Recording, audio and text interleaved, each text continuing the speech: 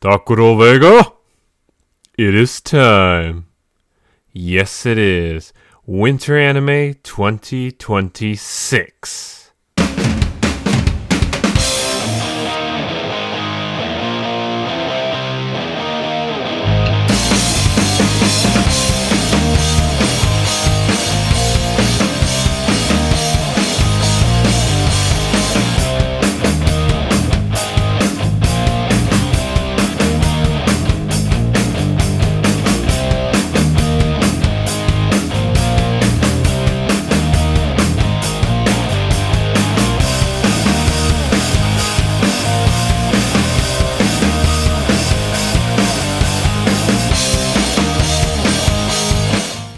For those of you who don't know, this is a little series where we watch at least 4 to 8 episodes of a seasonal anime lineup. We just explain our quick thoughts without spoiling as much as we can. What's on this list are the ones we enjoyed and haven't dropped. If an anime you watched isn't on here, let us know what you think about it and we may watch it later. In addition to that, some of these may have their own videos where I may talk about them some more. First up, let's get rid of the continuing series. Oshinoko is back for season 3, and it's getting a bit more intense. I feel so sorry for my girl Kana. I want to keep supporting Best Girl. At least Akane is doing great. Oi! Medalist is back for season 2. It's still a fun watch. I love it so much. There's no freaking way I'll be your lover unless Next Shine is the continuation starting for episode 13 to 17. I just love Yuri anime so much. Sena Ajisaya's Best Girl. Furium Beyond Journey's End is back! Season 2 is here and I love it so far, it's still great. Alright, now it's time for the new ones we've watched. First up, we watched The Casebook of Arne, which is actually based on a video game of the same name. In this world, supernatural beings exist in the world with humans. Arne is a vampire who is an experienced detective, taking on requests that involves the supernatural. We mainly follow Lynn Reinweiss, I hope I said that right, who is the daughter of a nobleman who is a huge fangirl of vampires. They work together with other supernatural beings. Overall, this is a decent watch, and if you like some mysteries and vampires, give this a watch.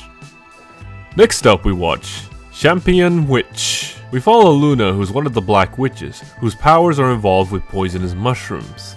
People believe she is evil, however she is actually a gentle sweetheart, who is secretly making medicines to share with the people. No one can get close to her due to her poison, which makes her crave connections. The story is nice, where we are slowly introduced into the world they are in and the rivalry between the black and white witches. Although it did take several episodes for the main plot to actually start, so this is actually going to be quite a bit of a slow burn story maybe. You can watch this with anyone, as it's quite wholesome. Next up, we got a Yuri series! The series is called Android wa Keiken Ninzu ni Harimasu ka. This is a mature series where we follow Akane, who is a 28-year-old office worker who made a drunken purchase of an android maid named Nadeshiko, and she turns out to be a robot. Absolute Yuri cinema. I recommend this series to Yuri fans and those who are okay with adult themes. Next on our list, we watch The Holy Grail of Eris. We follow a noble girl named Constance Grail, whose family is in debt and she was targeted to be accused as a thief. She was saved after being possessed by the spirit Scarlet Castiel, who was executed after being framed for a crime 10 years prior. Now they work together to solve the case of who framed Scarlet, only to then see a bigger plot being brewed in the shadows. It's a pretty interesting watch, and I recommend this to anyone who's okay with some violence and mysteries. Coming up, we watch Roll Over and Die.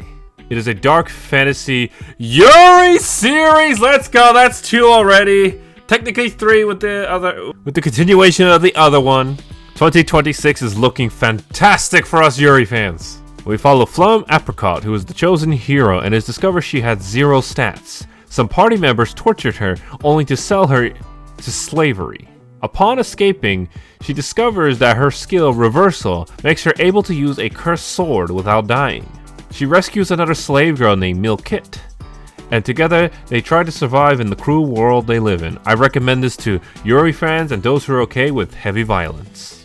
The next anime we watched is Shibou Yugi, playing death games to put food on the table. We follow Yuki Sorimachi, who participates in a dangerous televised death game. Her goal is to win 99 games. The games are like escape rooms where you either work together or against each other.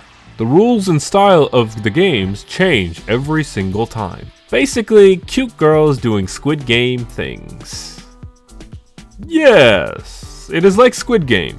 Also, there are a lot of slow moments that may turn off some viewers, especially in this day and age where a lot of people's attention spans are too short for moments like these. So if this does sound interesting, then give it a watch. For us, we are enjoying it a lot. The next one is one I haven't heard really a lot of people talking, so I really hope more people talk about this one soon. The series is called Journal with Witch. We follow two characters, Makio Kodai and her niece Asa Takumi. Asa lost her parents in a car crash, and Makio declared to take care of her. Even though she hates her sister, she wants to take care of Asa. She states that since Asa is a teenager, anything impactful could influence the rest of her life. Makio is a cynical author who is not really that good at communicating with others personally. This is a slow burn series where both try to understand each other's loneliness and explore themes like grief and distant emotions. I really enjoy watching this one, and I plan to make a separate video on this in the future. And maybe if this continues to be good all the way to the end, this might be a candidate for Anime of the Year. Next up is a personal favorite of ours this season. This anime is called You and I Are Polar Opposites. It is a very cute romance series where we follow Miu Suzuki and Yusuke Tani. Miu is a very outgoing girl who loves trends, while Yusuke is very quiet and studious. Miu tends to communicate with him to form a connection. Her reasons is that she is in love with him. They are complete opposites. However, Yusuke also likes her regardless. It is a super cute series with amazing animations. There's a lot of love put into the series. I recommend this to anyone. Also, if you watch something like Horimiya, you may get something similar to that vibe. And finally, we watched the film Cho Kaguya Hime. It is a movie you can watch on Netflix that uses the classic folktale, The Tale of the Bamboo Cutter, with a future modern tech-like world with stuff like VR games. We follow a hard-working high schooler named Iroha, and she takes in Kaguya.